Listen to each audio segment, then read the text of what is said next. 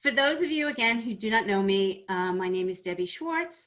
I started Road to College, which is a website, and I also started the Paying for College 101 Facebook group. Just a tiny bit of background about myself. I actually live outside of Philadelphia, and I have 3 kids of my own. One graduated college, one is in college, and then I have a high school senior, just like all of you guys. So I am going through the craziness of what is happening this year. I never would have expected it. I kind of tell the story that all 3 of my kids, my first child, it was also a crazy admissions year because the Common App had a new version. And so that was the year that came out. There were a lot of glitches. And I thought that was kind of a mess to deal with. My second child was the year that they transitioned from the SAT transitioned from different score ranges, and they kind of changed their format. That was, a little dicey, but not so bad. I would have thought, okay, child 3 got this in the bag. But of course, no, this is the absolute craziest year. So I say that for a few reasons. One is I'm with you. I'm empathizing. I'm going through probably a lot of the same conversations that you are every single night. And then the second thing is that it's a year that I'm not sure anybody with the most experience in the admissions could really tell you with certainty what's going to happen. There's just a lot of uncertainty, and we're doing our best to bring you what the changes are and hypothesize with you, but there are no guarantees. I think even the colleges themselves don't really know how this year is going to shake out. So it's a bumpy ride, and I wish it wasn't going to be, but it probably will be. And so I only say that because I think it's important as a parent to kind of just be on top of things, if you're a member of the Paying for College 101 group, kind of check out what other people are sharing. I learn a lot from what other people share. Kind of keep your ear to the news. If there are particular schools that your student is interested in, I would absolutely follow them on social media. So you just might find out information through social media that you might not see anyplace else. So I'm just, again, kind of saying I don't think anybody has the answers. And if somebody tells you that they have the answers this year, I would run, because I don't think anybody could really, tell you with certainty what's going to happen. We're just kind of gathering our best guests and sharing, with you whatever information that we hear. And, I sit in on lots of webinars, so I might hear a little bit of tidbit from one place, and I read an article here, and we're just, piecing it together. So with that, tonight is about, yes, thank you. Someone said this is helpful for navigating this rocky road. It's a rocky road, probably the rockiest road for this particular year compared to others. So tonight I put this together because I wanted to talk to people about merit aid, merit scholarships. The language is kind of murky. And some of the information might be basic depending on kind of how deep you've gotten into, merit aid, but I felt like I need to start at the beginning just to give people a level playing field. And then we'll get into kind of the data and how you can try and find colleges with merit scholarships. This is, we're doing like a two-part series. So this is the first night where I'm kind of educating people on the basics a little bit and on how you can start to do searching. And then we had another webinar that's planned. It was originally going to be this Sunday, but we had to push it another week. And that is with Jeff Salingo, who is a author who came out with a fabulous book at the beginning of September called Who Gets In and Why. We actually have done some things with him before. And this particular webinar that we're going to do with him, we also have another woman, Kim Clark. If you guys are familiar, Kim has been a journalist in higher ed also for many, many years. She worked at Money Magazine, so she kind of knows things in and out. And we are also getting somebody who works in financial aid in admissions / admissions to talk about how their particular school deals with merit money and how they give it out. So anyhow, that webinar originally scheduled for this Sunday has been pushed to the following Sunday, which I think is the 25th. But just some people already registered for it, but just wanted to let you know. And that's going to be a really insightful webinar, because we're going to hear, from Jeff, who's kind of been studying this now for over a year, and then people who have been in the space observing it for 20 years or more, and then somebody actually from a college talking about how they deal with merit aid. Okay, let's get started. I'm going to share.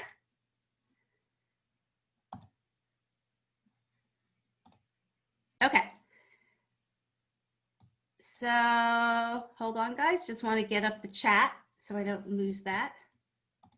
Okay. So tonight's merit aid and how you find it. So let's talk about this word merit aid, right? And they use the word merit aid, merit scholarship. I personally feel that the word scholarship is a confusing word in this space, because people use the word scholarship to refer to private scholarships. And what we're talking about tonight is not a private scholarship. So that's kind of a word that I wish, had more clarity. So I tend to refer to it as merit aid, because I think it makes it a little bit more distinctive from private scholarships. One quick thing just to tell everybody, because I get this question a lot. Sorry, I'm diverging for a second. This is recorded. We will send out the recording, as soon as we can, probably tomorrow afternoon, but it is recorded. So,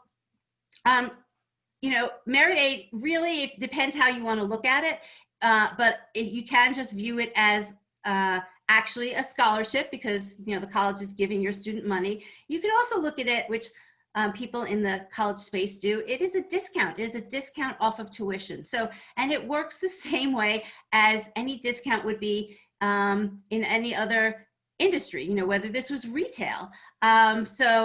If you were to buy a sweater and the cost of the sweater is $5, but the manufacturing cost is $5, but they're selling it for $50, and then they decide, well, that's the suggested manufacturer's price, but they are going to give you a discount, and so they give you a 20% off discount, and you get it for $40. They're still making money off of you, but you got it for less than the price. And a lot of times you walk away feeling like, hey, I got a bargain, right? I feel good about that. That's kind of the way, the tuition merit aid money works, so they know that they're not going to get the full price out of all the families. And so what they do is they're trying to figure out what the line is, how much money can they give that family, so that the college is still making money off of the student, but the student feels like it was, a privilege, or or a merit, based on how their performance was, and so they feel like they good about this scholarship. And so I'm not saying that is wrong, and I just want to put it in perspective about how it works. It's a little bit of a psychology game. Again, not wrong, but just kind of understand what's really happening with the money. So, oops, sorry guys. I didn't know that we could move my, okay. So merit aid is in a lot of places, and I'm gonna talk a little bit in the past, and then we'll kind of relate it to what's happening this year. Merit money has been awarded based on test scores and GPA. And there also is merit money that's awarded for other types of things like, leadership, talent, character, community service. And there's been a lot of history around merit scholarships and how and why colleges use it the way they do. Some colleges definitely are using it to increase their profile. So they're trying to attract a higher quality student, a higher performing student, so that, if they do that in enough numbers, they kind of increase all of their stats. Other schools are just using it to fill their seats. So it's a tool, kind of, as you can think about it in their toolbox of how they're managing enrollment. The other thing I wanted to mention, kind of this relates to the confusion about the word merit, is a lot of people also think about merit in terms of the National Merit Scholarship, which is given off of the PSAT. And this isn't just kind of like, oh, I think people confuse it. I know for a fact people confuse it, because if you actually do look at Google search terms, if you typed in merit scholarship, the first thing that comes up is the National Merit Scholarship. So that's obviously based on the way that people are searching for the information. And not that I just wanted to bring up that there's a difference, because again, the money, what we're talking about tonight is merit aid, merit scholarships. It's the money that colleges give out to students. And National Merit Scholarship is based on the PSAT scores. Actually, colleges do give money for it, but it is like a whole different process, and it's not what we're talking about tonight. And we could probably talk about that on a different webinar, but actually, such a small percentage of students are really dealing with it that it's not a major issue for a lot of students, but there is a difference. Okay. So something to keep in mind about, again, the difference between merit aid and private scholarships is that if your student is awarded it, most likely it is renewable every year that they're in college. A little caveat on that, and that's kind of the second point, is it is renewable, but usually with some sort of requirement, and usually a GPA requirement once they're at the school. So if you get to the point where your student is awarded merit scholarships, it is so important to understand what those requirements are, because if you make a financial decision that you can afford a school and you can afford it because your student was given merit scholarships, you want to make sure that they're going to be able to receive that money for 4 years. So and so you want to look at those requirements. You want to understand what the minimum GPA is, and some cases it's fine. Some cases, they just kind of put it there and it's like a 3.0, and it's pretty likely that your student will receive it. Other times it's could be a difficult hurdle to pass. They might actually say they need to have a 3.5 to get the merit scholarship money. So sometimes that gets into the fine details, meaning when that information is shared with families, it's all the excitement about, I got a merit scholarship, that's great. I got a $25,000 scholarship, and over 4 years, it's $100,000. And then kind of in the fine print is like, oh, the GPA requirement is a 3.5. And so you have to really sit down with your student and make sure they know that. And especially freshmen, in that transition from high school to college, a 3.5 might be difficult to meet. But I'm kind of getting ahead of myself. I'm kind of getting into the phase of when you actually get the merit scholarship offers, but just putting it out there that something to keep in mind. And this is another important point. Merit scholarship money is awarded, and it doesn't necessarily increase every year. So we all know, unfortunately, that college costs tend to increase 3 to 5%. I would hope that we're going to see smaller increases, or maybe even in some cases no increases, or actually we are starting to see here and there some schools that are actually reducing their price. That would be great, but just keep in mind that whatever the merit scholarship is that is offered for a freshman year stays that way, for the 4 years. Again, I bring that up because I'm hoping, and we can, again, could be a whole nother webinar, that when you get to the point of receiving offers, and actually even now, if you're a family with a high school senior, that you're calculating out what the 4-year cost estimate is of what a school is. So I just want you to remember that tuition increases, but merit scholarship usually stays flat.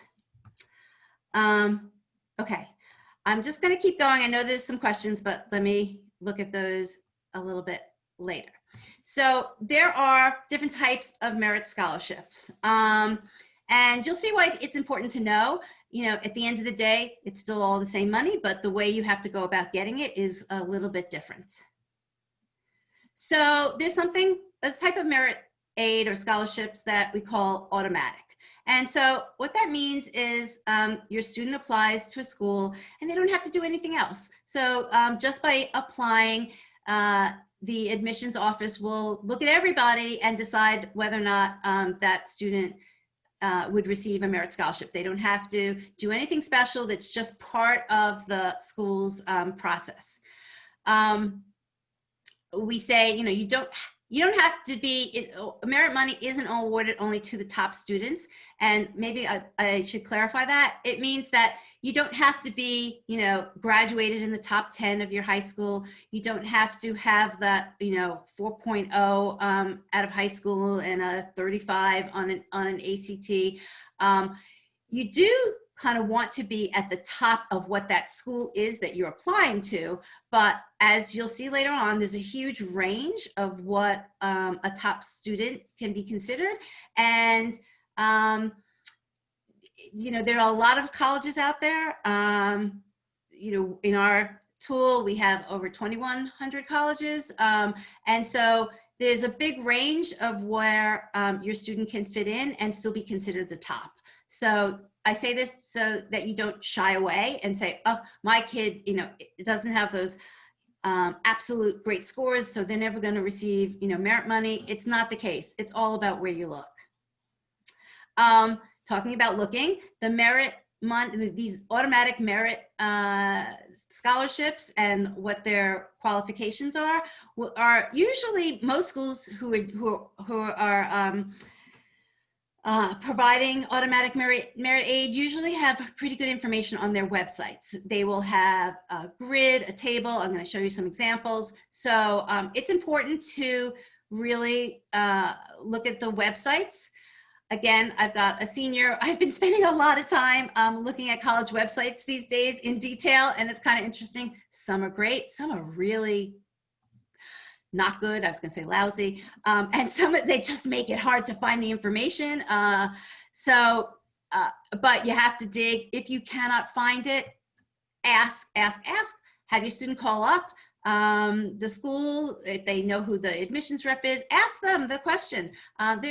I feel like there is hardly any question off limits in this process. It's a great training time for your student too, to kind of show how they can be a smart consumer by, asking the right questions. So you can't find the information. I encourage everybody to pick up the phone or type an email, teach your child how to do it, because it's even better if it's coming from them, and ask whatever questions you need to get answers for. Oops, sorry. So the other thing is sometimes the merit money is included in a school's net price calculator. So net price calculators are found on a school's website. They unfortunately vary in terms of quality. Usually a net price calculator that doesn't ask you a lot of questions, that might be very, very basic, is not including, merit scholarships in the calculation that the estimate that they give back to you. General rule of thumb is the more information the net price calculator asks, probably the more accurate, and especially you will see if the net price calculator is asking for things like a GPA or a test score, then the likelihood is that they are including that estimate in the estimated cost that the net price calculator spits out. Okay, so here are some examples of what you might see on a website in terms of automatic merit aid. This is an example from Miami University, and on the left is actually what they have for this year for their 2021 merit scholarships. I took it directly from their website.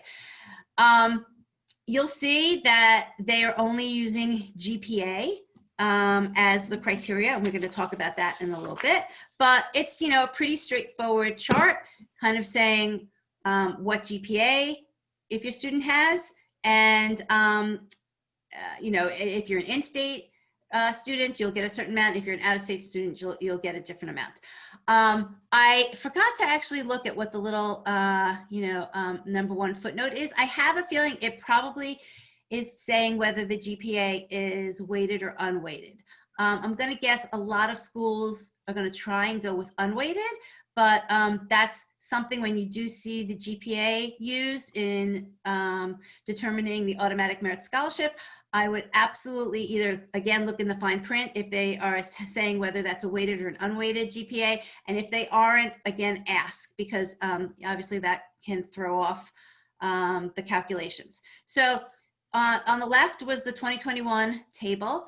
On the right was the 2020 table. And I'm just showing you this for comparison because, you know, this is kind of the rockiness of this year. So obviously in 2020, they used GPA and SAT, ACT scores to put students into brackets and determine how much money they would automatically receive. I am pausing here and kind of thinking of the right words, what to say. Again, some schools, even though that they have gone test optional, what they are doing in terms of giving out their money is not clear. Some schools have been very vocal and said, we are test optional for admissions and we are test optional for merit scholarships. That's great. And then we have a question about, you know, what that really means, but we'll talk about that in a second. Other schools actually are being silent, and then they're just saying, I'm test optional for admissions, and they're not saying anything about how they're really handling their merit scholarships. Again, that case, dig in, call, ask, you want to find out. And the third option is they're saying we're test optional, but some schools are saying, even though we're test optional, we are requiring a test score for merit scholarship awards. I wish it was cleaner, but it is all over the board, and there's no central source to look that up. Actually, I talked to the people at Fair Test who keep track of which schools are test optional. About they were interested in trying to keep track of which schools, in addition to saying they were test optional, how they were giving out their merit money. It just became, you know, too burdensome to capture that information. We kind of threw up our hands and said, unfortunately, we can't do it this year. So the information is out there for a particular school. It's just not out there as a compiled source to sort for that information. But I raise it because it's very important to find out from the schools your student is interested in how they're giving out their merit money, you know, if they've made any changes. And the last piece is that my guess is that some schools are still figuring it out. So if a school says, I don't know, I would kind of maybe press them and say, when do you think you'll know? Because they're going to have to figure it out sometime, right? And they truly might still be in the throes of deciding what they're going to do, but they're going to have to decide sometime soon. So I would press them and say, okay, well, if you don't know now, you know, can I call back the end of November? Will you know then? So again, just part of the rockiness of what's going on this year. Okay, so many questions. Let me just look through a few of these to see if I can quickly answer any of them. Jeannie is saying, does the Miami University chart mean that everybody who has a GPA, they automatically get the merit scholarship? Yes, well, let me clarify. What this chart is saying is if admissions accepts you, and you have the GPA that falls into one of these categories, it's an automatic merit scholarship. So yes, you should expect to receive that money. Obviously, you can see there's a range, you know, of the money that's given out. The range probably, you know, applies to the range of the GPA, but that's what the automatic means, that you don't need to do anything special. You don't need to do a separate application. If you're accepted and you fall within this range, this is the type of money you can expect to receive. Okay, Betsy's asking, does household income factor into the Miami example? Great question. In theory, no. Merit money is what the term is. It's based on your student's merit. In this case, in this Miami example, it's based on the GPA. Last year it was based on, you know, GPA, SAT, ACT scores. That's their academic merit. They don't base it, they don't then put in other criteria to say what's the family household income. So it is truly just looking at you know, the criteria that the school chooses to determine for merit. And that is different from, you know, need-based money that students might receive. Again, a whole nother topic, but usually merit money is, though, devoted to the families who aren't going to receive need-based aid. There are some schools where a student can receive need-based money and merit money, but a lot of times the merit money is for the students who aren't going to, aren't determined to have any sort of financial need. So they are not looking at the family's financials. They are looking at just the student's merit. But it is a little dicey to say, does the school look at a family's financial history or financial situation in terms of admitting the student? That might be the case, and that's a whole topic that I talked about with Jeff Salingo, and we'll probably bring it up when we do that webinar in 2 weeks. So I'm trying to kind of help to separate. There's the decisions to admit, and then there's the decisions to give merit money.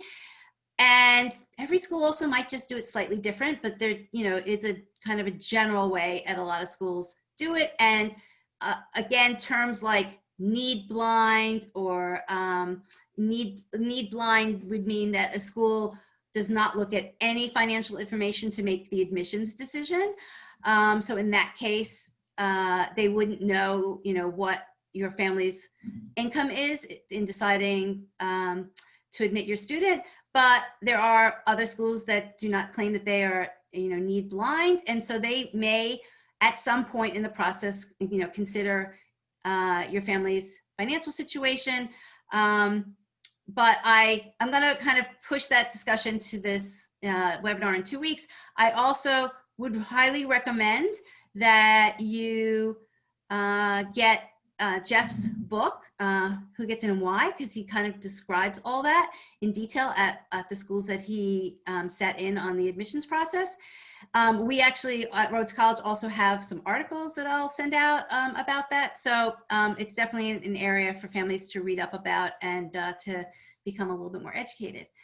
Okay, so Mark, I see, says he looked up and this is the weighted. I'm assuming you're talking about Miami. So this is the weighted GPA. Thank you for checking that out. What GPA calculating system should we use if a high school does not calculate it? Good question. I would suggest that you calculate an unweighted GPA, and I would use your students' core classes, because that's usually what the colleges are using. So, math, science, history, English, and a language. They're not factoring in the electives that might impact the student's GPA. So use the core subjects and to calculate it. I would calculate unweighted, I guess, because most colleges are going to do their own calculation because they know that schools handle it very differently, and they need to normalize the numbers that they're going to look at.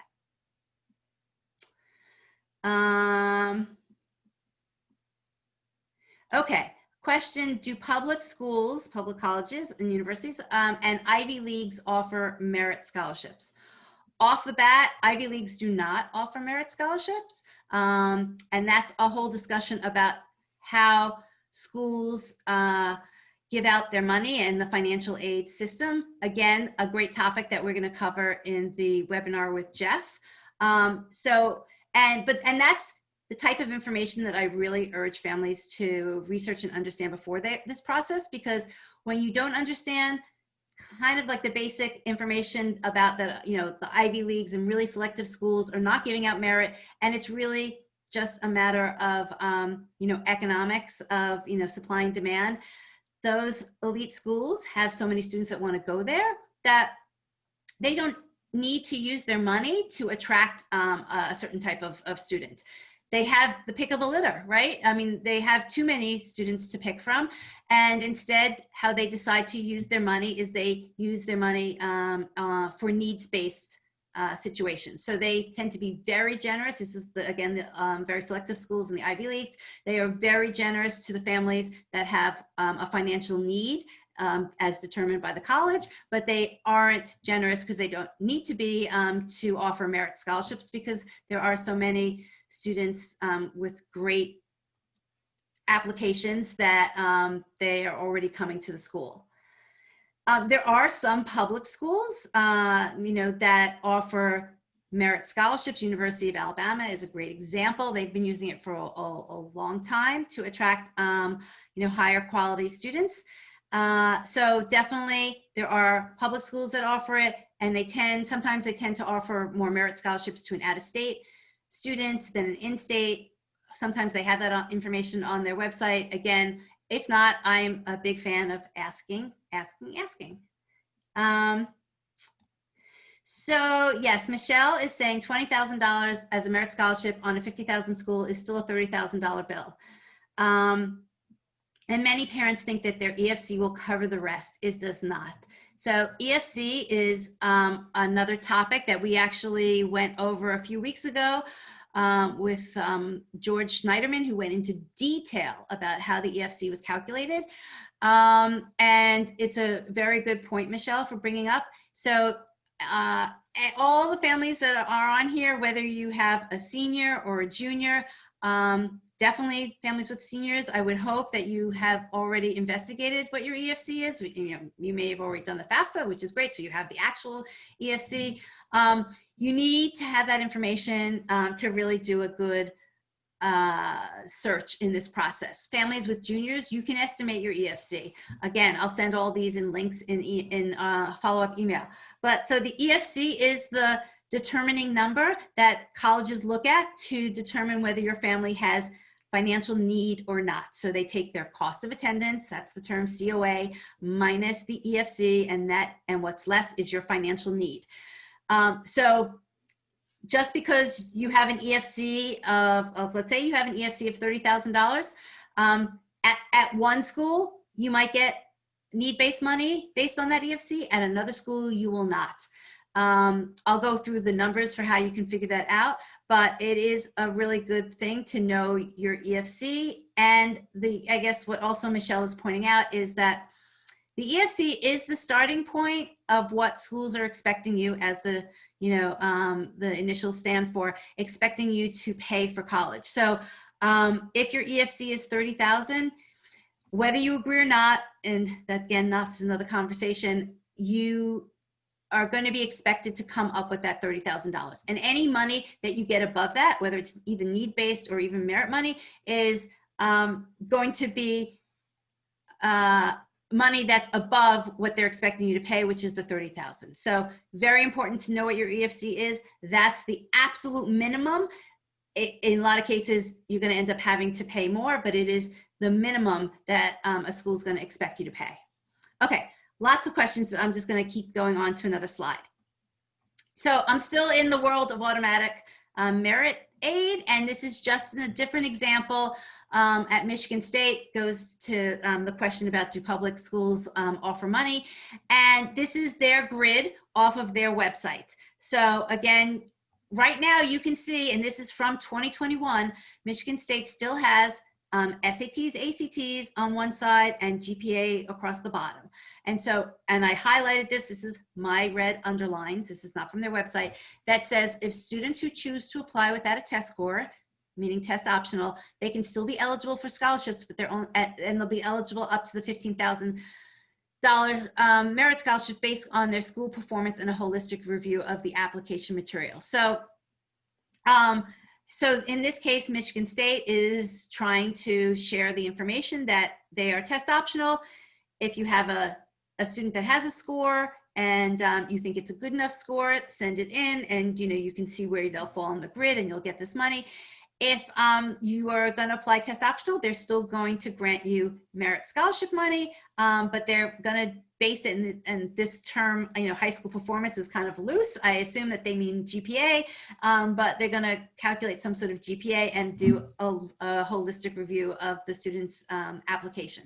And again, this is going to vary school by school.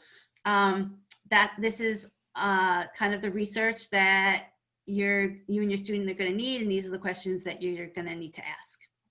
Okay, moving on. So we had automatic merit scholarships. Now we have competitive merit scholarships. Kind of as the name implies, this is still money that the college is going to give out, but they're not giving it out on an automatic basis, and they are asking that students, usually do a separate application for this type of money. So what's important to know about these types of awards is that the deadline is absolutely imperative and very important, and you need to find out what the deadline is, because in a lot of cases the deadline for a merit scholarship is different than the admissions deadline. just, so in a lot of schools, the application for competitive, merit scholarships, if you have to do a separate application, usually tends to be, in the November, December timeframe, even though their, regular decision deadline is until January 1st. So that trips up a lot of students.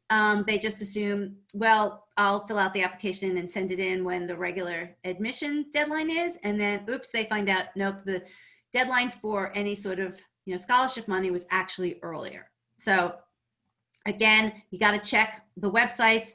If it's not clear, ask. As the term kind of implies, a student is usually they could need to fill out a separate, application for the scholarship. In most cases, it's definitely a separate essay.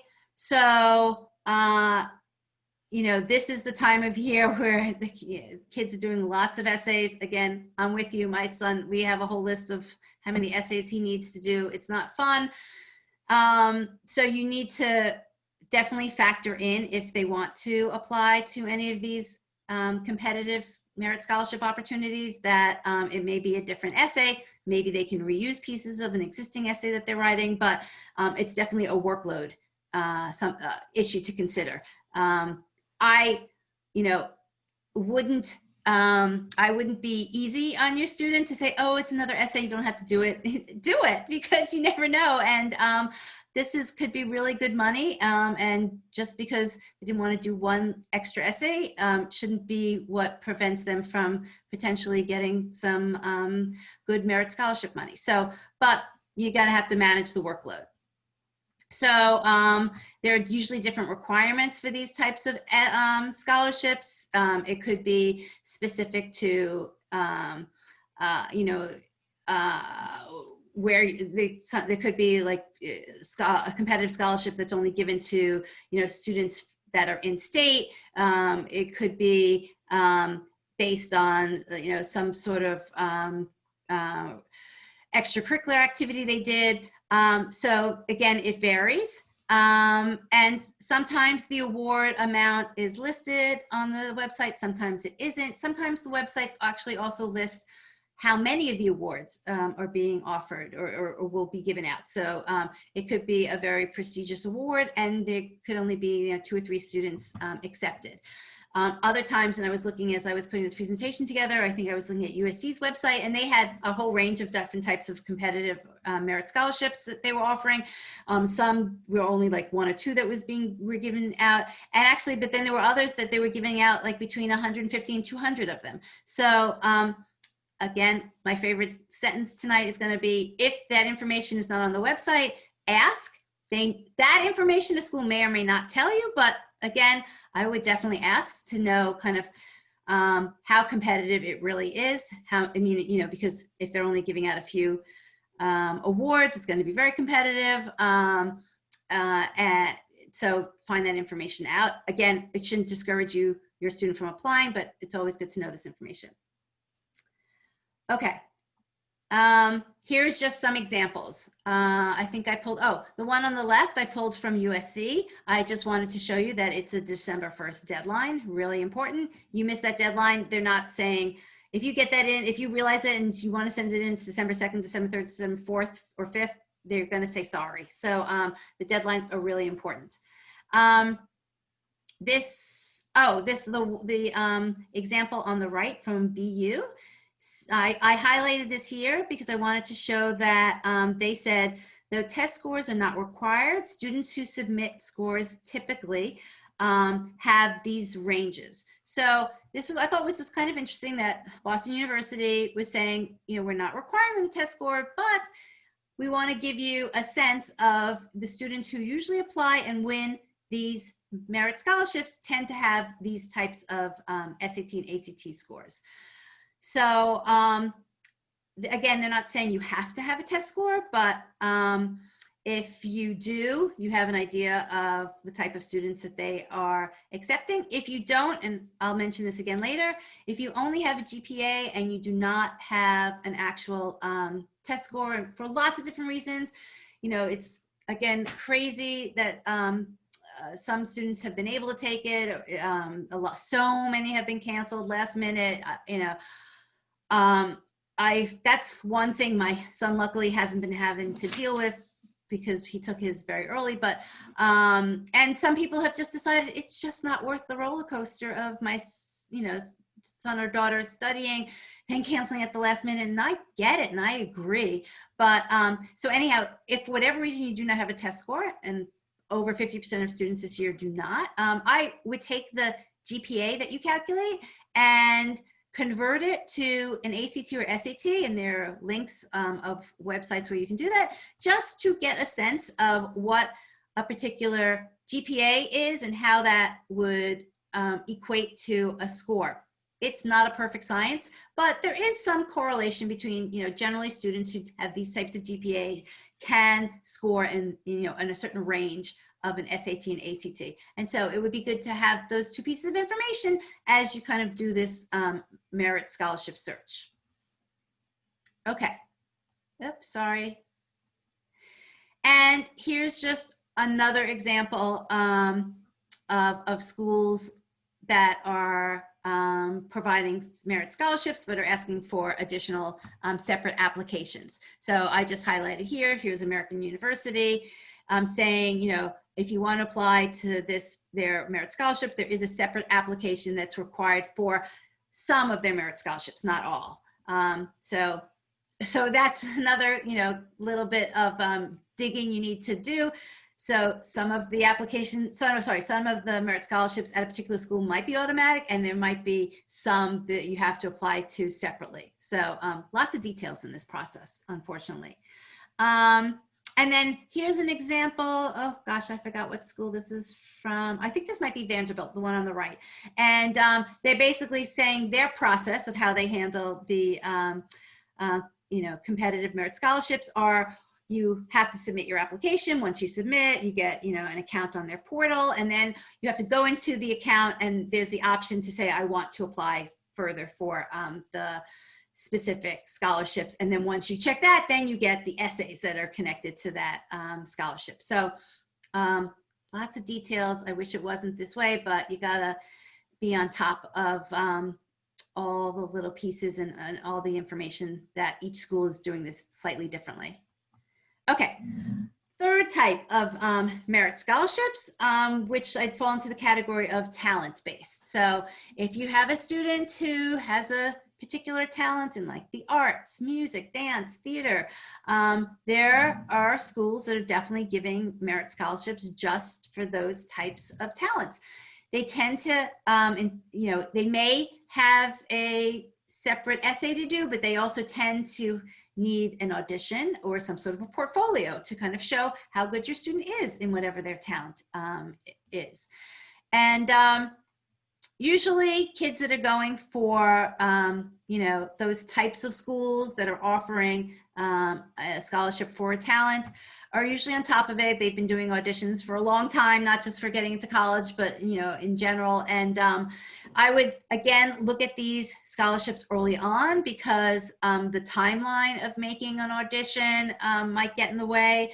So, and I don't really know, I'm talking as if, we're in the pre-COVID world. I assume this year auditions are going to be done virtually, obviously. So again, that's going to be a whole new world.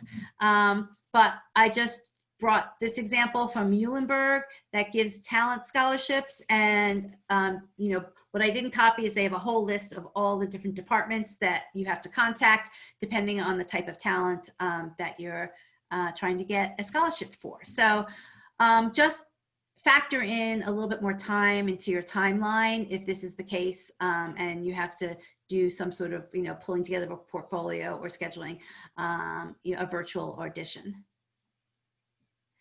Okay, before I go to, I brought up this slide, but before I kind of talk about it, I'm just going to check to see what some of the questions are. So Verna is asking, how is merit being impacted by COVID? Is there less money to be awarded if some schools are struggling? Really good question. I'll give you my hypothesis. Yes, there are schools struggling. In fact, I would say every school has been impacted by the pandemic. Of course, the level at which they've been impacted has varied, but you're seeing in the news some really high quality schools that have cut sports teams. If you've read that, Stanford cut sports teams. There was an announcement, I think just this week, from Ithaca College that they have furloughed a fair number of professors. There was another announcement from, I think, Ohio Wesleyan that said that they were cutting out different majors. So absolutely, schools have been impacted. Will I say that they're struggling? Again, that varies. Some schools are truly struggling, and some schools,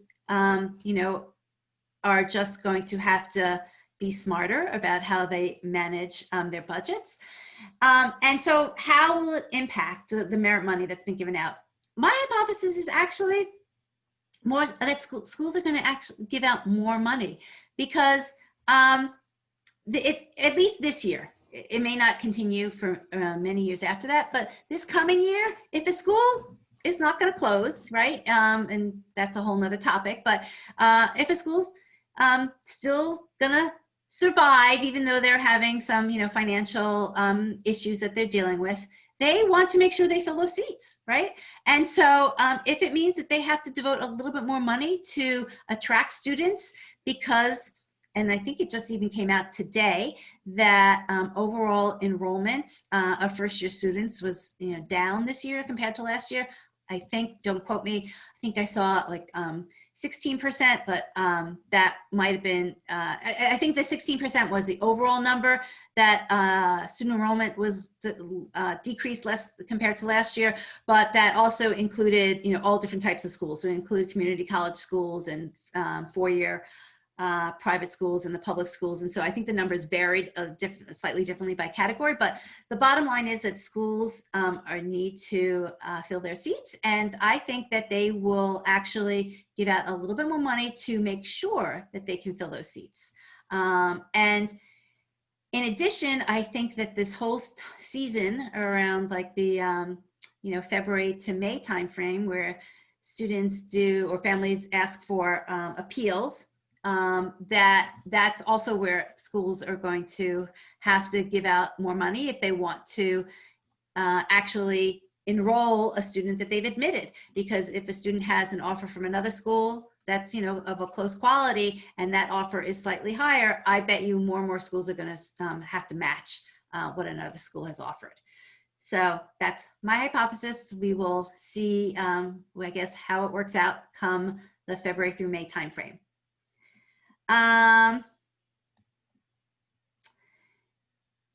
It's interesting how the merit amount went down without scores. I'm going to go back. I'm assuming that might have been in one of these charts. And I'm looking at the Miami from last year to this year. I don't know if it really went down. I think that the breakout is hard to compare, but let me go back to my other slide. And this kind of relates to this next comment here. So I don't know if you guys have heard of the term enrollment management, but it's a more sophisticated term that is used really to talk about admissions offices. They are in the business of enrollment management, right? They are trying to market and attract students, and they have two major goals. They obviously have to enroll a certain number of students, and they also have to hit some revenue targets. And it's no longer, it's kind of become like a hard science. There are some major firms that are involved. I think I got a message or an email earlier from someone, and I apologize, I can't pull it up quickly enough, at saying that they had been in on different virtual admissions sessions, and they've been pretty active asking the admissions officers at these sessions about, how do they calculate merit? And I think this woman said some of them have been, some of the admissions people shared that there's a calculation behind it, there's a modeling that goes into it. And she's absolutely right. And it's interesting that some of the schools are sharing that information. It's not willy-nilly how they decide what money to give to which students. Even the breakouts that I showed you on the automatic chart that, you know, had different categories depending on the GPA, and in previous years depending on the GPA and SAT score, those are very well thought out. They look at the history of students that have enrolled in their school in previous years. They have a weighting system to, again, in previous years, they might have said, we're gonna calculate an index for this, for students to figure out where they fall in terms of giving out merit money, and maybe we'll place 50% of the index on a GPA and 50% of the index on a test score, and that's how they come up with the calculated index. So my point is, it is a modeling exercise that these schools are doing. They are looking at what pieces of criteria they can use in their modeling to figure out what the breaks are for giving out their money, how many students that they could predict might fall into the different buckets, how much money they're going to give to the students that fall into these different buckets, and then how much is it going to cost them, you know, at the end of the year. Like, how much money are they going to put towards this whole merit exercise of basically, you know, giving out money or really discounting their tuition, and in turn hoping to pull in either a higher quality student, and also to secure those students in terms of, you know, getting them to commit to the school. So they ultimately are doing all this to get your student in the dorm, in the seat, and to improve the school's yield. So these are just, I just threw it out. If people are interested in this topic, I encourage you, just do a little Google search for these companies. You might actually be able to see some presentations about how the companies work with colleges. Two of the big ones, one of them is called Ruffalo Noel Levitz, the other is EAB. This is big business, and they are, colleges are spending a lot of money to work with these companies, and these companies are kind of like the behind the scenes running the numbers and giving advice to the colleges about what type of students to attract and how to offer the money. So the other thing I wanted to point out below, this is just a little bit of my interest always, is that you are aware, as I mentioned, that this is big business, and you are aware that these companies usually have bought up some other companies that fit into their portfolio. So for example, EAB acquired, I think just last year, a company called UVisit. Maybe you are familiar with it or not, but UVisit actually does a lot of the virtual sessions. They create the virtual visits that are on a lot of the college's websites. They probably are even tracking who is seeing those, you know, going to the websites and watching those virtual visits. So I personally think that a lot of these acquisitions are obviously to complement the company's core strengths, but it's also to add data to what they're looking at to help consult with the colleges. So UVisit, I'm sure, is providing data into EAB. CapX, I don't know if you guys are familiar with that website, capx.com. It's basically a college search site. So they were very recently just bought by EAB, like I think as of September. So I just say this because in my previous professional world, I actually was a marketer myself and dealt with a lot of big data to make marketing decisions. So I'm not surprised that these companies are being purchased, but I don't think that families and students really understand all the data that is being collected on students and is being used potentially for admissions, or being used, you know, to study how the colleges can give out money. It's you know, it's the world of big data. So, oops, sorry. Sorry, my mouse is so sensitive tonight. The other company that I just kind of mentioned, because I think that there's a lot of corporate incest in this space. So just giving you my 2 cents. I like to always know who is owned by whom, so that, you know, I know what their real objectives are. So anyhow, I didn't know if you guys knew, but the Hobsons, which is a big educational company, owns Naviance, which is in a lot of high schools. And they also own College Confidential. I'm not sure how much, you know, data is really being collected there and shared, but I just think it's kind of interesting that they own those pieces in the college space. Another acquisition that recently happened was from a company called Campus Logic that does a lot of financial aid modeling. And I think they might even do net price calculators for colleges. They recently bought a company called Raise Me, which is also a very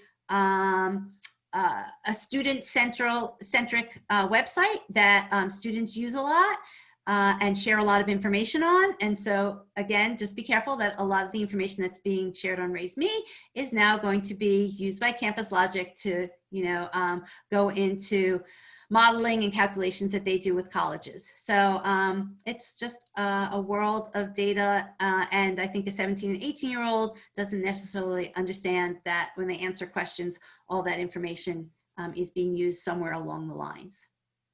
Okay. I'm gonna scroll ahead. I know that there's so many questions.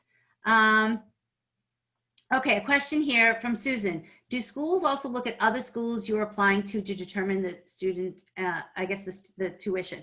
Good question. Susan, right, as of today, and actually for a while, colleges do not know where else you have applied. A few years ago, and I don't want to make anybody scared because it's not the case, but a few years ago, there was like an issue with Fafsa where some colleges could see where you were applying if you put it on your Fafsa. That is not the case. So, so they do not know where else you are applying. They may know after you've been accepted if you choose to share with them, you know, other colleges that your student was accepted at, because you might want to use that for leverage if you're asking them to match an offer, but they do not know that ahead of time. I know this is from Michelle. I know kids who are getting new updated financial offers as late as April 15th. And I know a lot of people appealed their offer and got thousands more. Yes, so Michelle is correct. There's this whole time period from when your student gets their financial aid offer, or they might be offered merit scholarships, to when they actually have to commit. And a lot of times families decide to go back and, you know, appeal their offer and ask for more money for lots of different reasons. It could be a true financial, a change in their financial situation, but it could be because they have gotten offers from other schools that are better, but they want to see if a certain school will match that. So that's a whole nother discussion, and we'll touch on that probably, you know, more so after January 1st. So Allison's asking, do I have suggestions for how many hours per week you recommend to spend on essays applications from, say, August to December? Oh boy, I can't really tell you an actual number of hours to work for a week, but I will say get started. And I'm assuming, Allison, that your student is a junior, because otherwise you would be in the throes of this and you would probably know this answer if your student was a senior. All I can say is come time for essays, please start them as early as possible. You know, start them in the beginning of August, because your student is not used to writing this type of an essay. And I think with anything in life, you know, something good usually needs to be rewritten and rethought. And I will just tell you from my own personal experience with my son, and also with my other daughters, but particularly this year. And my son's actually a good writer. And we must have gone through at least 6 or 7 drafts for his common essay to kind of hit on the right topic. And then it took time to actually write on that topic and do revisions. So set aside time, start early. It's hard to do during the week, I personally find. So it's a big weekend exercise. Yes, Allison saying you're concerned about the time it takes up in addition to class load, yeah, that's an issue. That's why A, I say start early in the summer when they don't have the classes, and B, as much as you can get done before school starts in that, end of August, September timeframe, absolutely better for them, absolutely better for you and your family life, because it becomes very hard to focus on the college stuff during the week when school starts. And then it usually becomes the weekend activity. Okay, I'm just scrolling back. Okay, quick question. This is about financial aid, but I don't want to get into details. Katina is asking, does the CSS overrule the Fafsa?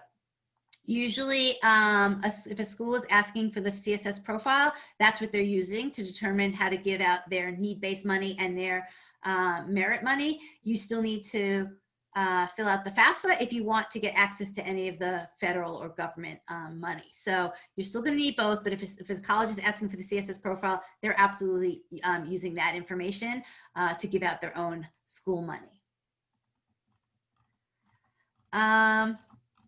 Okay, I'm going to go on. I know there's so many good questions here, so I'll try to stop again a little bit later, but we just have a lot to go through. I can't believe it. Oh, it's already been an hour. Okay, so how do you find merit money? This is just my opinion. I try to embrace and give it to families. I want you to feel like you can take control of the process. And what that means about taking control is you have to understand it. That's why I impress upon families to start really in, at least the parents, to start in 10th grade, understanding what the whole process is about. That could take you a few months to understand, and then you have to kind of relate it to your particular student. And if you start understanding it in 10th grade, at least you have time to make adjustments. But at the bottom line is, at least today, this is my view of what's going on, is that there's an imbalance of information, right? Everything we're talking about, the colleges know a lot about your students.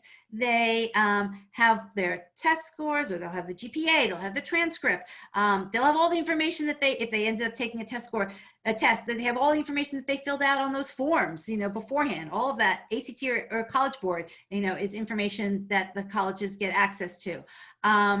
They have your financial information, right? I mean, it's crazy what the amount of information that is being asked on the FAFSA, and particularly the CSS profile.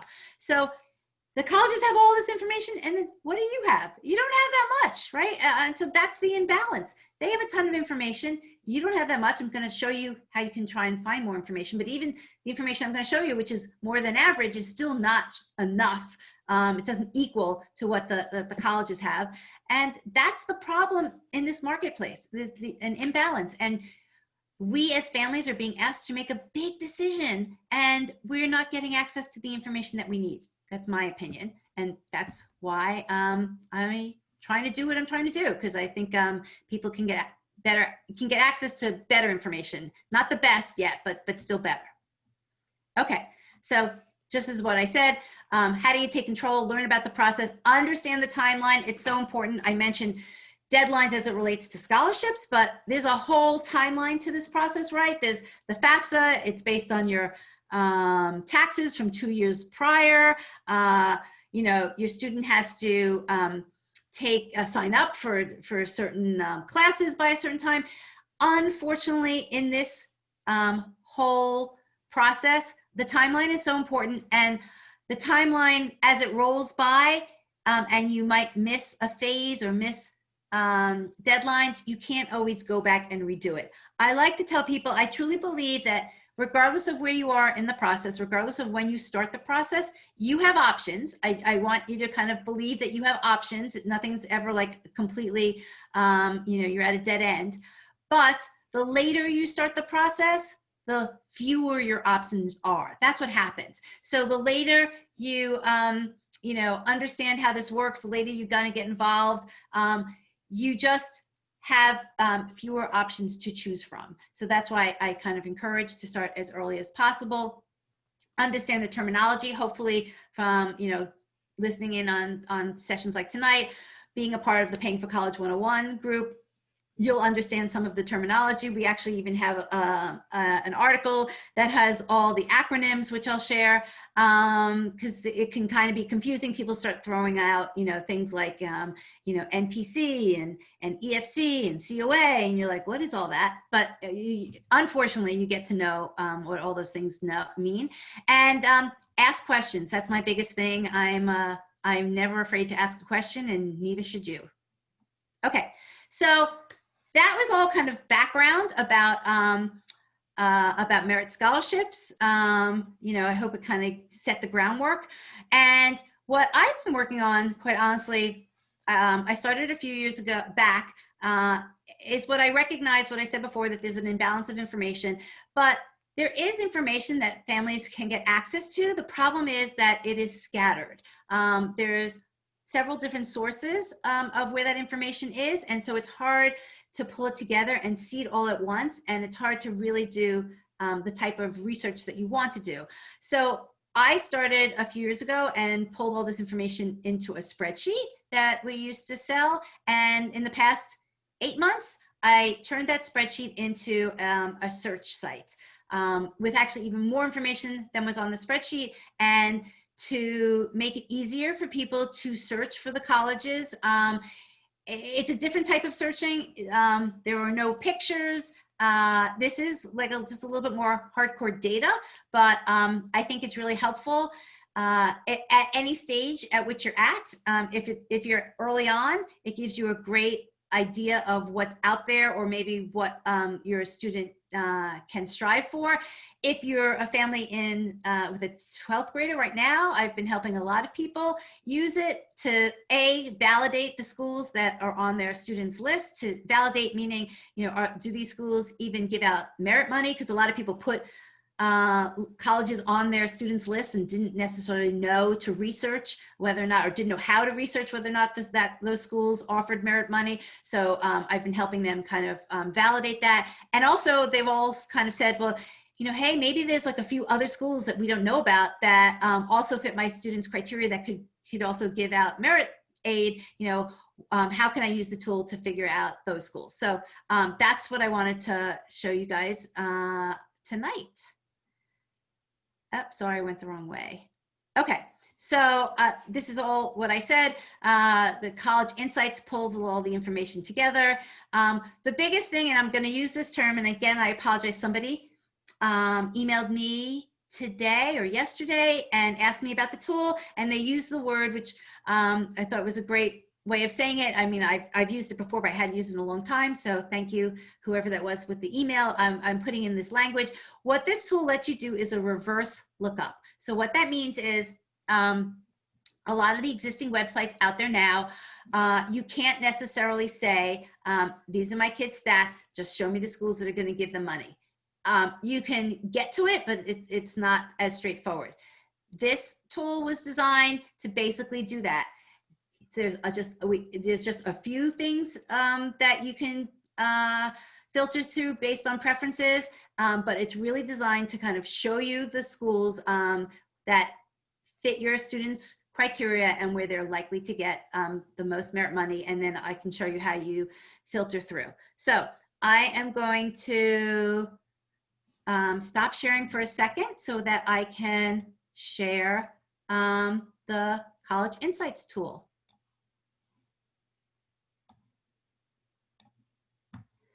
Okay, yeah, Mark, you're right. This is the show me the money time. Okay. Okay, here we go. So I am hoping, can you guys see, are you seeing a different screen that says College Insights? Let me get my chat. If you guys can just tell me that, I just want to make just give me, yes. Okay, thank you, thank you. Okay, you can see it. Okay, I have to take a quick drink before we start this. Okay, so this is College Insights. Let me go back to so lots of different information on here. I will tell you that there's 3 major sources where this information comes from. One is the government. is the government collects a lot of information on colleges. In fact, if you are a college that accepts any sort of federal funding, which 99% of colleges do, you have to, in exchange, provide this information back to the government. So the source of this information is called IPEDS, and it stands for the Integrated Post-Secondary Education Data System. I will tell you that this information is free and public. It's just not that easy to get to. So that's kind of what prevents people from really digging in. There are websites, a lot of websites use this information. It's just they all use it in different ways. So some of this information is from IPEDS. Yes, thank you, Melissa. Type that in, IPEDS. In fact, and I'm sure a lot of you have used the government search site. It's called College Navigator. That information is based on IPEDS. I mean, I would say every college search site out there uses IPEDS data. It's just how they use it that varies. So that's a major source of the data here. The other major source is the common data set. You guys are ahead of me. Emily is saying, is IPEDS the same as the common data set? Yes and no. So there's definitely an overlap of information that is the same. But let me step back for those people who don't know what the common data set is. The common data set is information that it actually is collected. There's 3 companies that manage collecting or getting the common data set: the College Board, a company called Peterson's, and US News and World Report. And basically, the common data set is the information that US News and World Reports use to create their rankings. So it comes directly from the colleges. It's kind of what the name implies. Common data set is actually a common format at which the schools fill out.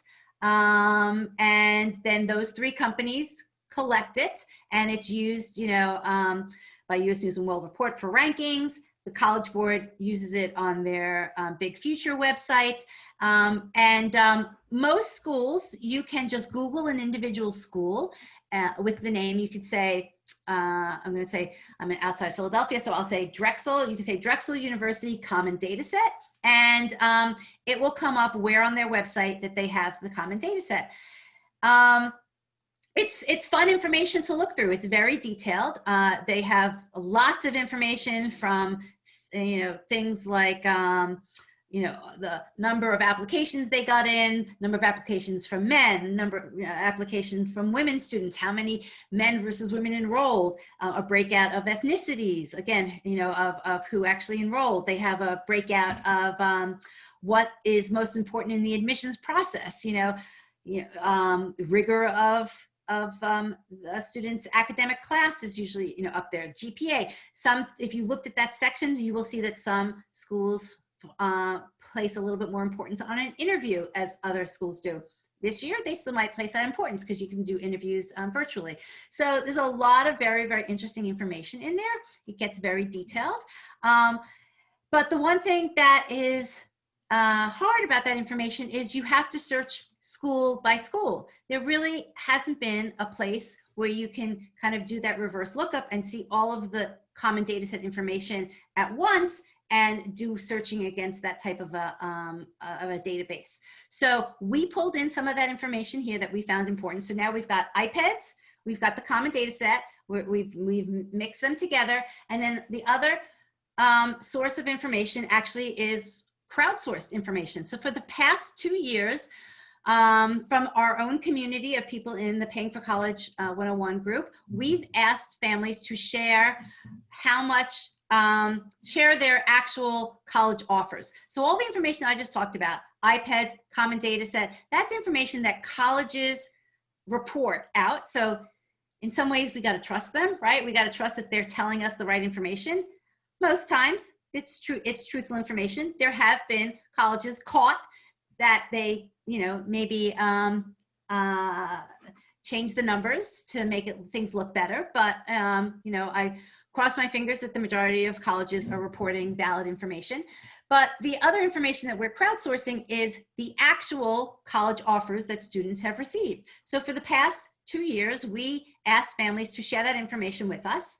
And in turn, we then if a family shared an information of, let's say they got an offer from Drexel, then we would then show them other families that also got offers from Drexel, so they could say, hey, with like my student, you know, maybe is from Virginia and they had a 34 and Drexel offered them, you know, $18,000, but I'm looking at the list here and I see another student, you know, from an out-of-state school with a similar test score or similar GPA, and they got a slightly higher amount. So it's kind of a way to validate your actual offer and see whether or not you think it's a good one relative to what other people are getting, and then whether or not you should appeal. So we have that information in here. So not for every school, but for as many schools as we've been able to crowdsource, and we actually have probably over 6,000 offers from various schools, and you will see that there are certain schools that are very popular where a lot of people shared their information. Okay, so how about I'm going to shout out to people who are still listening and tell me, give me an example of what your student is interested in, what their major is. If they have a preference for location, they may or may not have a preference of a type of size school that they have, and also if they have a test score. And right now the tool is kind of geared towards using test scores, but I'll tell you how we can get around that. Okay, it's going so fast. Okay, I'm gonna stop. I see somebody.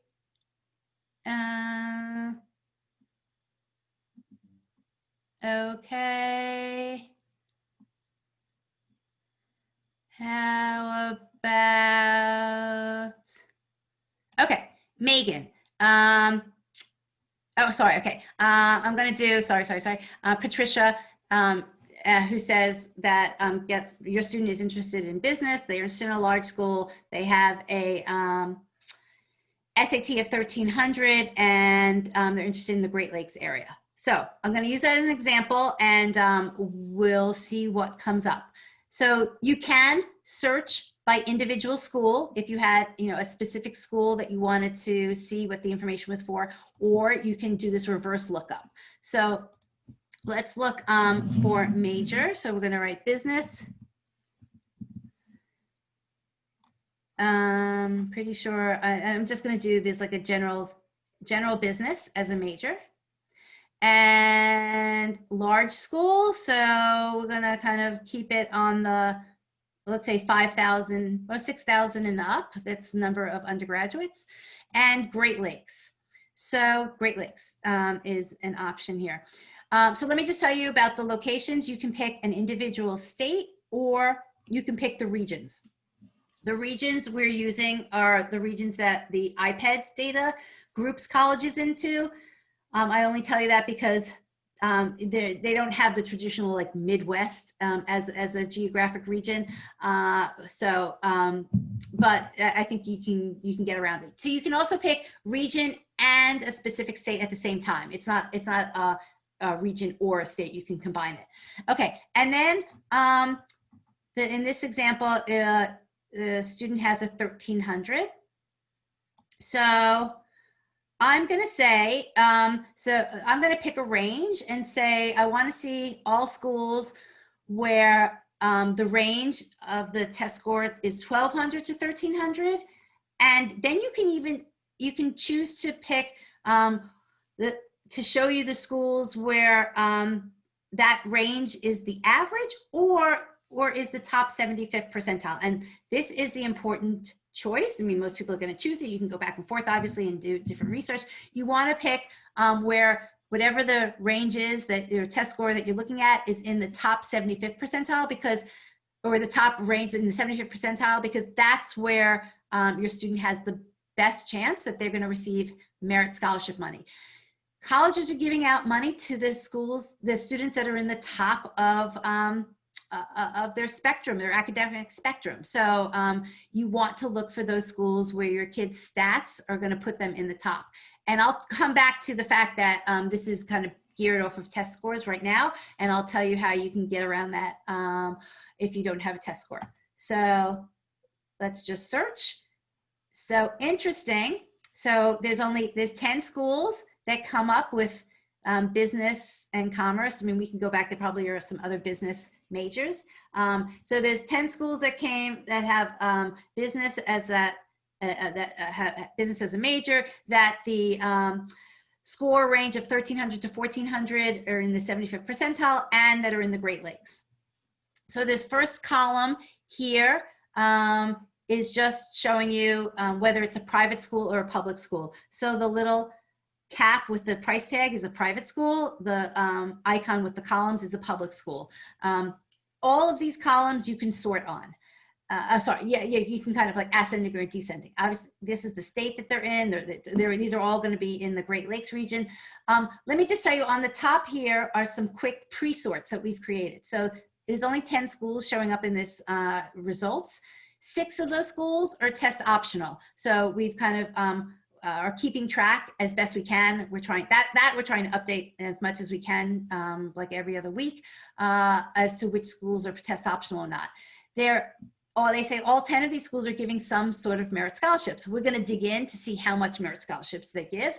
10 of these schools are giving need-based aid. So if you're a family who might get need-based aid, at least you know that these schools can offer it, but then you'd have to see how much they're offering. It's saying that none of these schools are doing early admissions. 3 of them are doing early action. And so basically you can then, if you wanted to, click on the,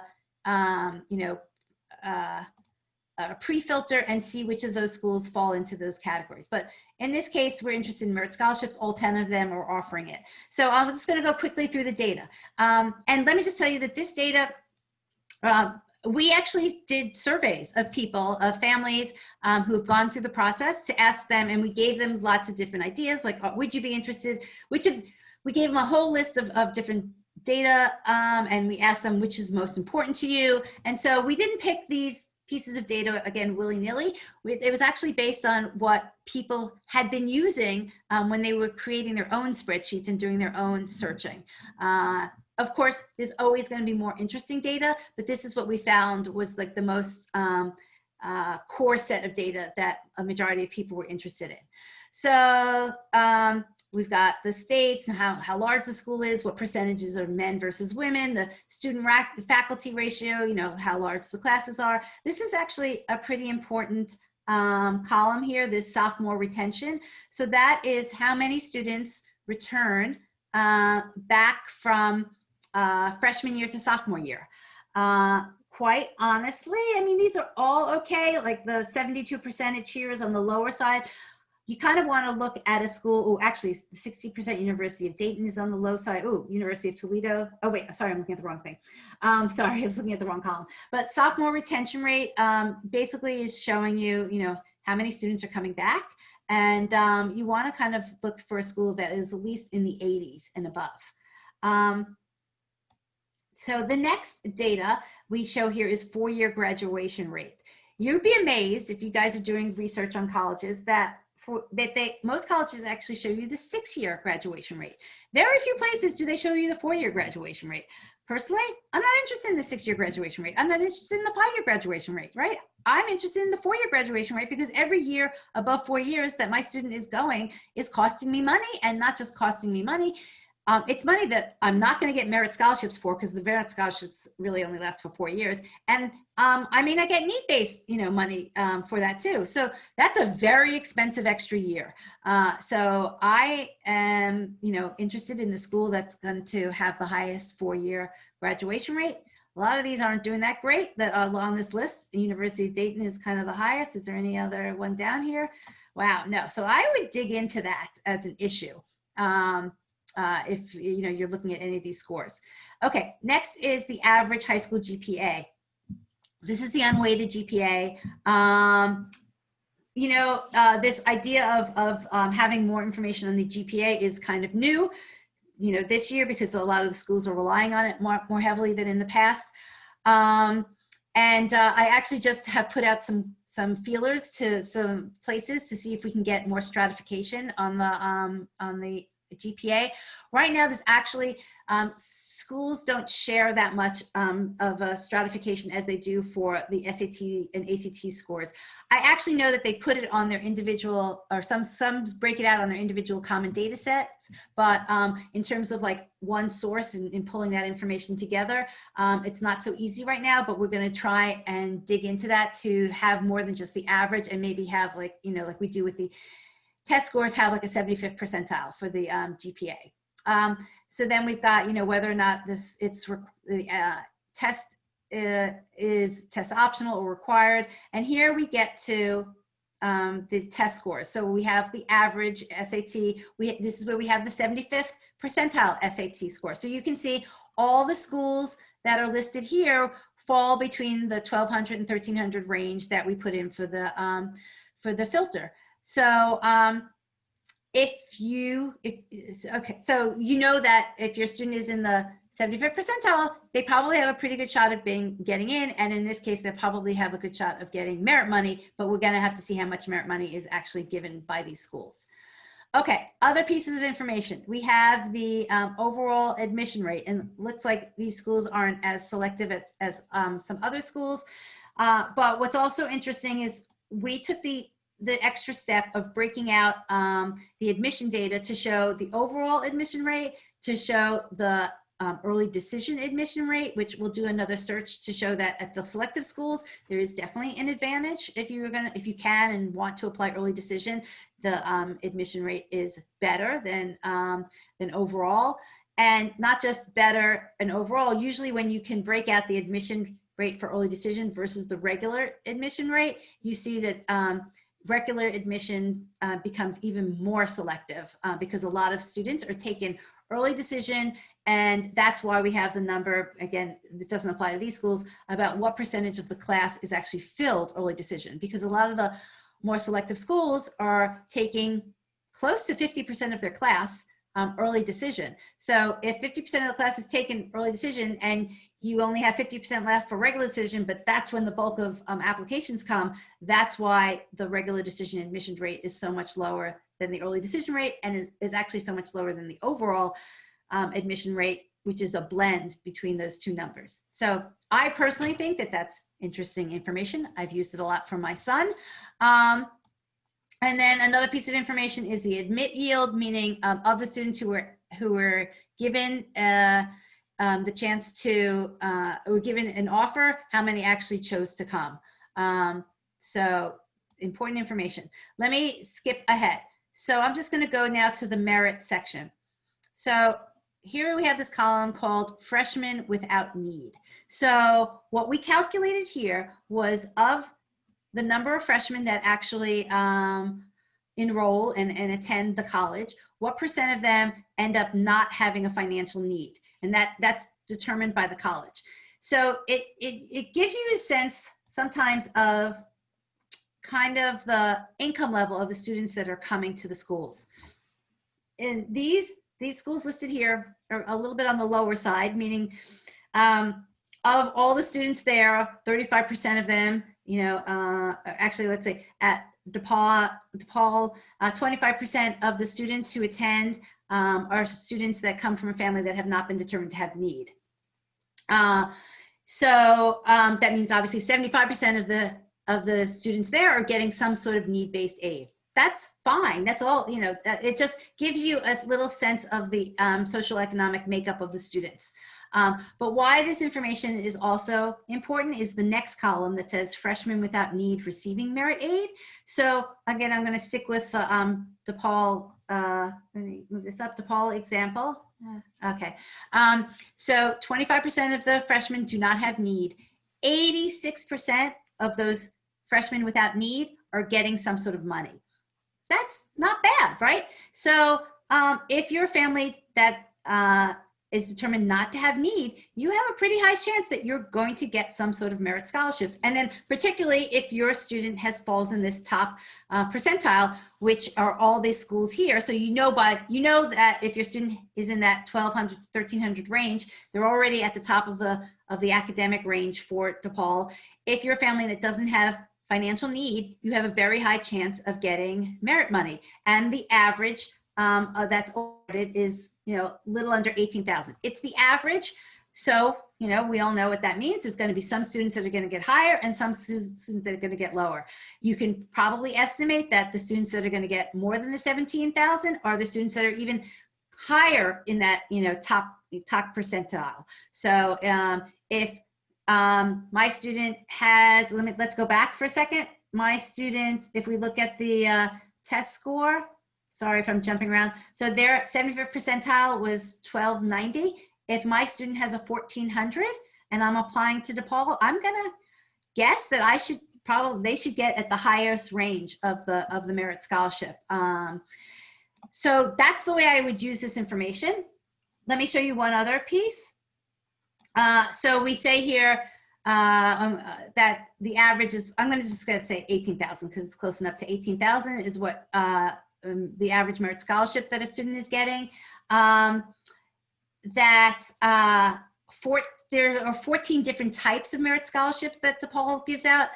We've tried to kind of just give you a sense of how many different types of merit scholarships. If you click on it, I'm not going to click because it will take me out. If you click on it, it should take you to DePaul's page on their website that shows you all the merit scholarships. We're trying to clean this up as best possible. I can't say that we got a lot of these links and some of them were dead links. So we're trying to clean it up. But the goal is that if you click there, you should go to the exact page on the website for that college that talks about merit scholarships. And then this other column is the crowdsourcing information. So this is what we've been collecting for the past 2 years. This is from last year. That's the first tab. And we've grouped it by EFC because that gives you a sense of what the family was. So just looking here quickly, you can see that different students got different amounts. The first two students have the same EFC. They actually are both in-state students. They have kind of similar GPAs, but if I had to compare the SAT to this ACT, the ACT is higher than what the equivalent ACT would be for 1150. So, and you can see that's kind of reflected in the merit scholarship money that was offered. So the first student was offered 20,000 and the second student was offered 31,000, or actually close to 32,000. So, in theory, if we had enough of these offers, we might be able to kind of do a reverse engineering of what the calculation was that the school was using, but we don't really have enough. So this gives you a sense of what the real offers were for different types of families and for different students at different academic levels. So that was last year. And then we also have, sorry, actually for DePaul, we don't have it for the year before, but in a lot of other schools we do. So I'll just quickly go through any of the other information we have. We tell you whether or not the school also has an honors program, whether or not they have a co-op, whether they're accepting AP exams. This other column is helpful for some families. If you, some families want to only apply to a school that takes the Fafsa because they don't want to share all of the financial information, and actually by only taking the Fafsa, they might be more advantageous for that family situation. So you can also sort by which schools are asking for certain financial aid forms. And then also, if you end up going to or looking at a school that is accepting the CSS profile, another issue is for divorced families, whether or not they're asking for the non-custodial form. Again, you might want to avoid a school that is asking for the non-custodial form because it might change how they calculate what your family's need is. Then we've got all the actual in-state and out-of-state costs. This is a breakout by income level, which comes from iPads. And the other kind of interesting information I will show you, we've got information on loans so that you can get a sense of the students that are graduating from that school, what percentage of them are graduating with loans, and what's the average size of the loan amount. And then the last column, towards the end, is this column called endowment per student. This comes from the government. We don't have it for all schools. We do have it, but we have to update this column. But basically we are looking at just what it says, endowment per student, and this gives you a sense of kind of how much money the school has, how much cushion it has to, you know, use in the case that they might get into some financial difficulties. And if we had a broader range of schools, you would see that this number really, you know, ranges to the wealthier schools, which really could be a few $100,000 endowment per student to, you know, in this case, you know, $30,000 per student. So it gives you a sense of how financially stable the college could be if they run into issues. So questions, everybody. Let's see what you got here. Okay, question is, if we already have a list of schools, can we get a consolidated list of those schools with this information? Yes, I'm gonna go back. That's this section up here. You can type in, I'll just select some schools. You can select how many schools you want. I'm just going to go to my Drexel because it's local. I'm just going to pick all the local schools, sorry. And you can, you know, select as many schools as you want. You hit search and just those schools come up and you can do the comparison on the information for just those schools. So yes, you can do specific schools. Okay. I know Karen is asking about the athletic information. That's kind of on our list to improve. We don't have division by particular state. By particular sport. So we will work on that on the next revision. We kind of focused on all of the merit and admissions information and less on the sports. So let's see. Oh, thank you, you guys. You guys are sharing the URL. Oh, somebody said the website, I hope this is not the case. Somebody saying the website doesn't seem to work. Let me give you one caveat. This is only available, this is not available on mobile. We just didn't create a mobile version yet. We focused on, you know, a laptop version because there's a lot of information and we think it's important information. This is not information you can really scroll through on your phone. We're going to work on a mobile version, which would probably be a consolidated, you know, version of this, of pieces that we think are more important. But right now it's a laptop version because we think it's that important that you need to look at it on the laptop and a regular computer screen. And I hope that's the reason why you're saying that the website's not working, because if you go and you're on the phone, it will say, mobile version coming through soon, but you need to kind of look at this on the laptop. But it could be another problem. I apologize if there is. I'll have to check it as soon as I get off this session. Let's see what other questions that you have. Oops, sorry, going back.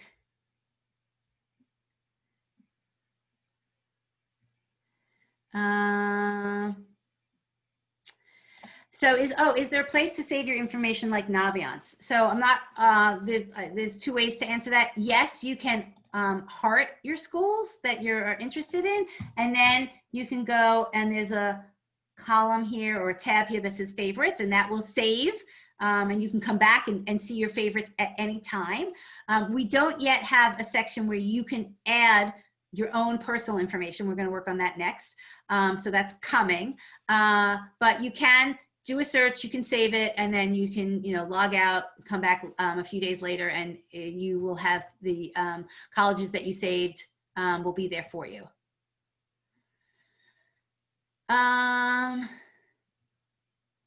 Let's see. If you want to try this out, you can do 3 searches for free.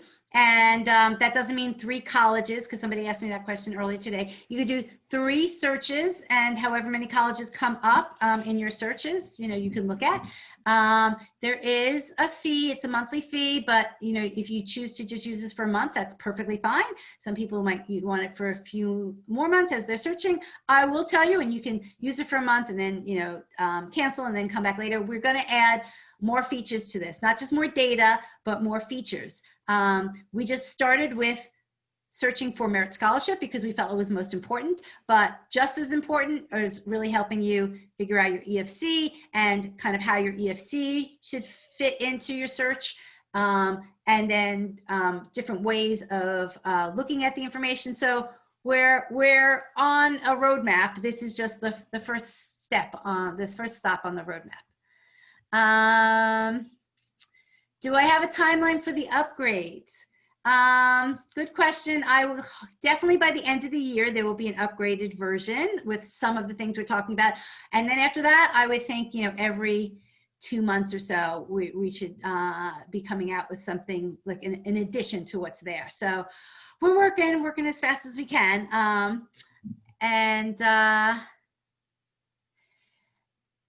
Oh, question. So what gaps did I see in search tools already out there that made you want to develop this tool? Thank you for asking.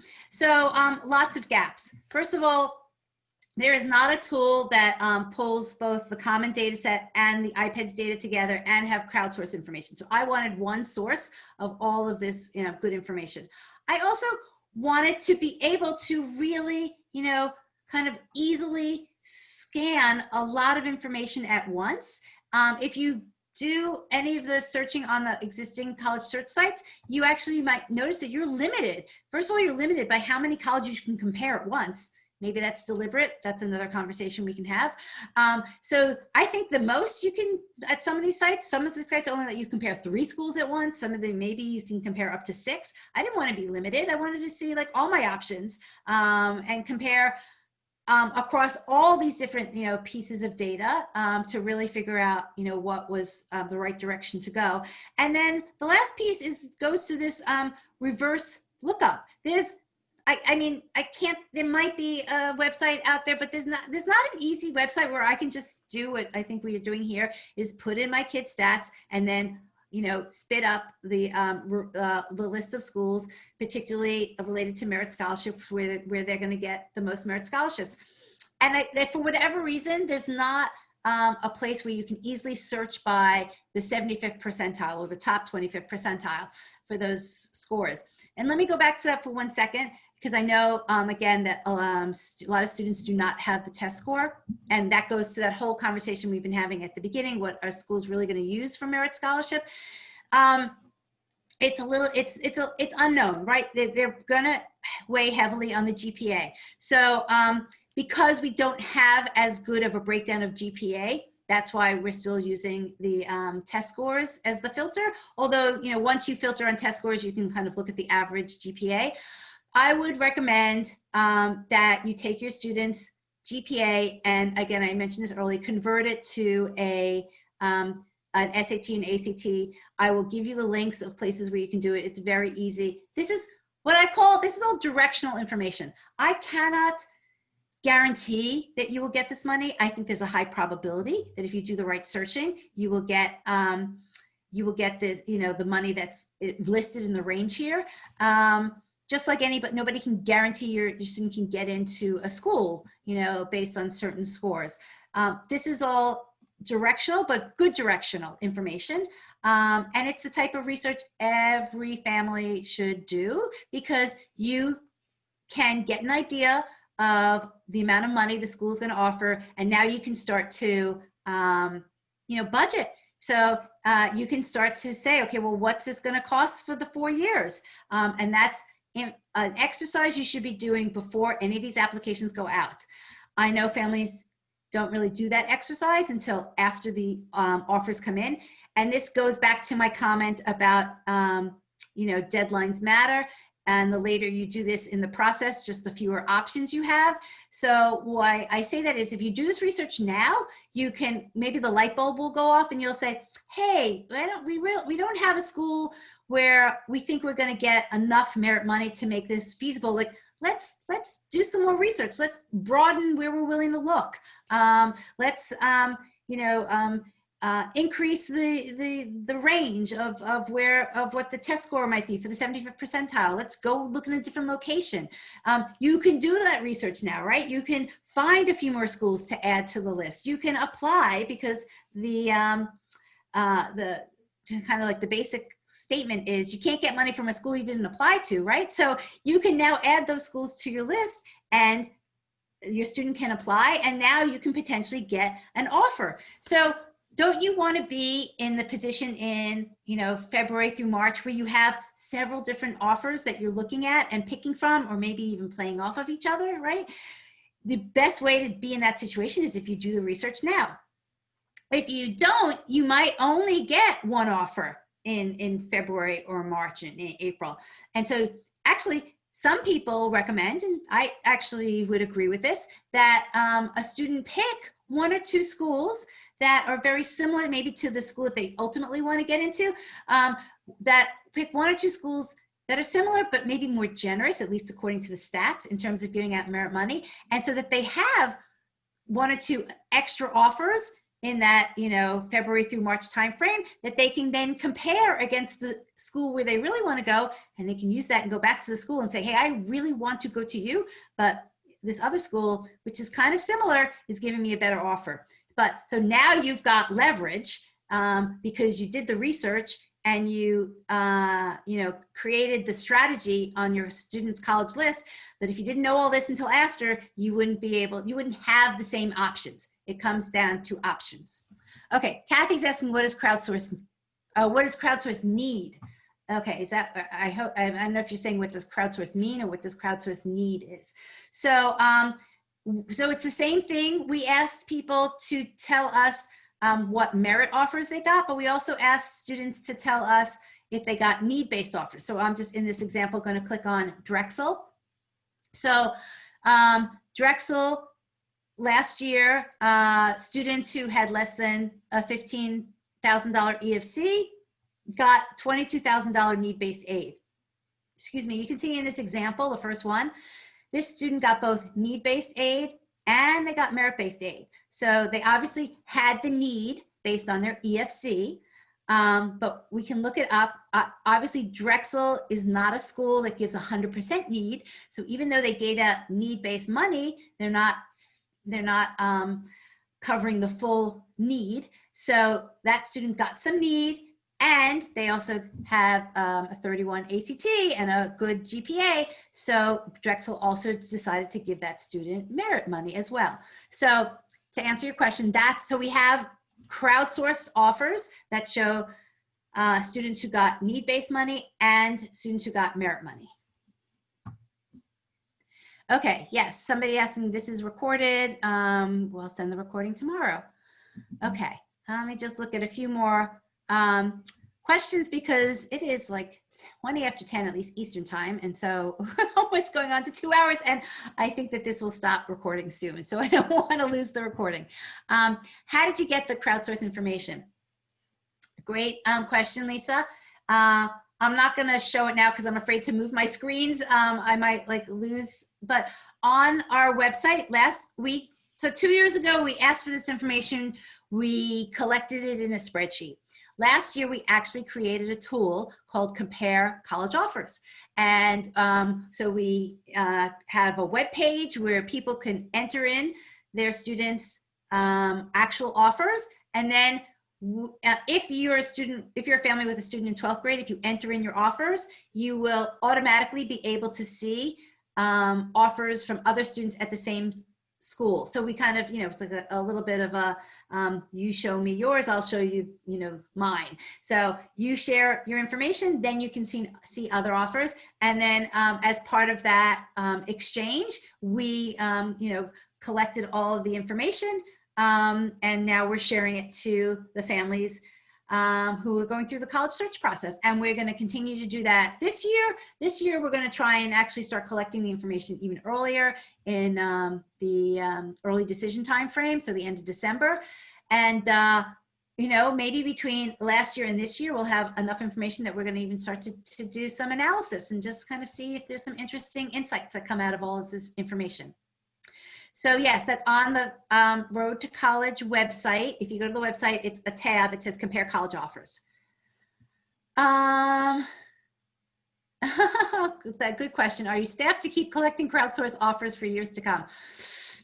Well, we know we do not have a big staff at all, and that's why we're doing this stuff with, with websites. So I'm hoping that if we create a good enough, website and collection process, we don't need a big staff. So, so we're going to do our best.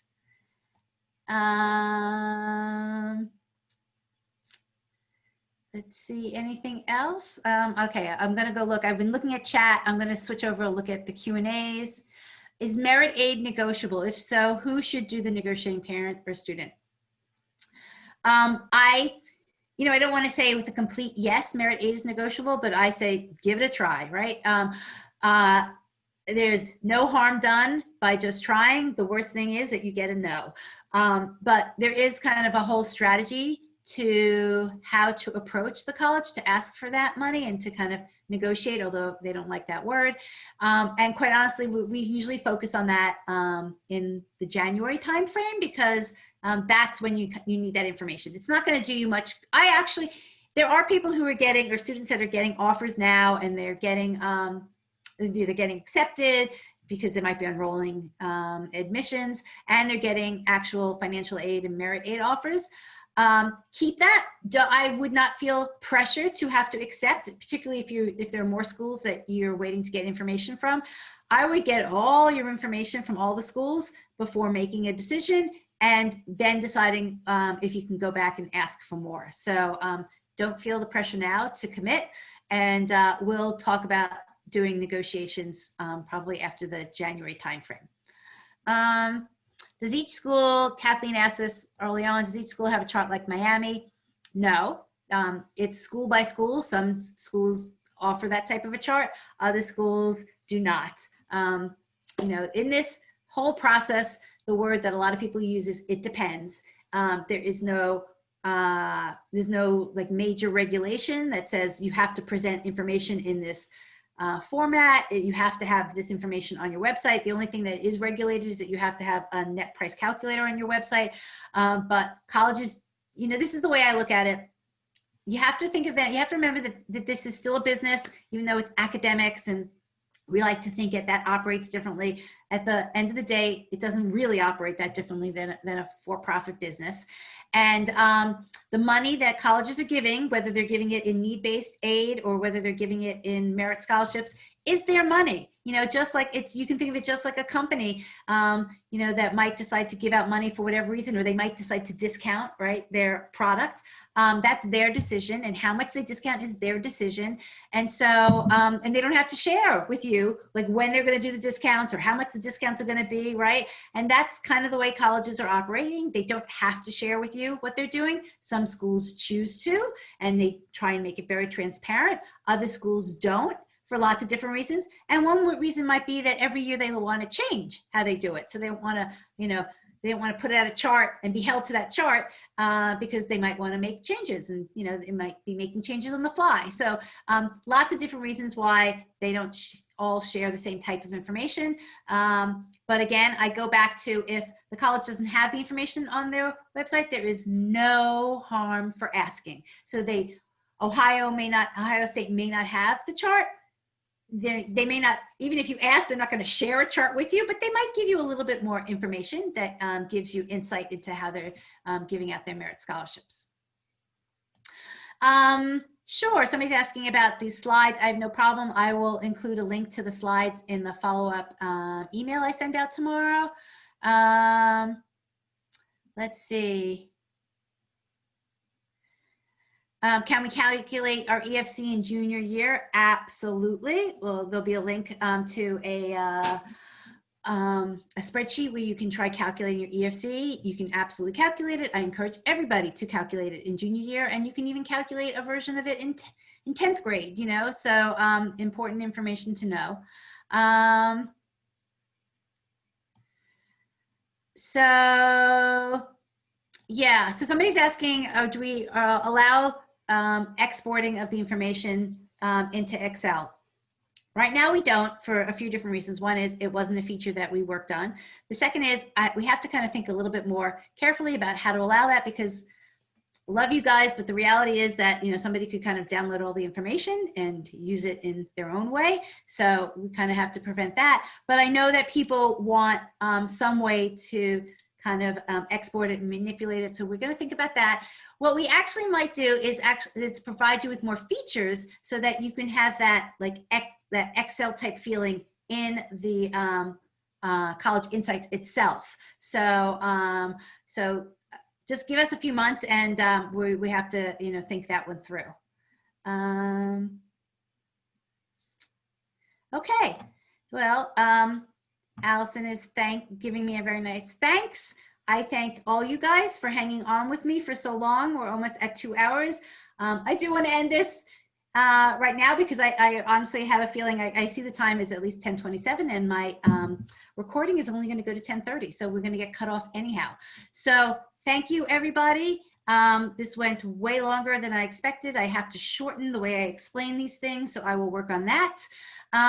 But feel free to send me questions. I try and get to as many of them as I can. And give me, you know, till like the end of day tomorrow to get this email out. I have to, you know, it just takes a little bit of time to download this, upload the video, send out the email. So our recording and the slides are coming, so be patient. Okay, good luck, everybody. See you soon. Bye.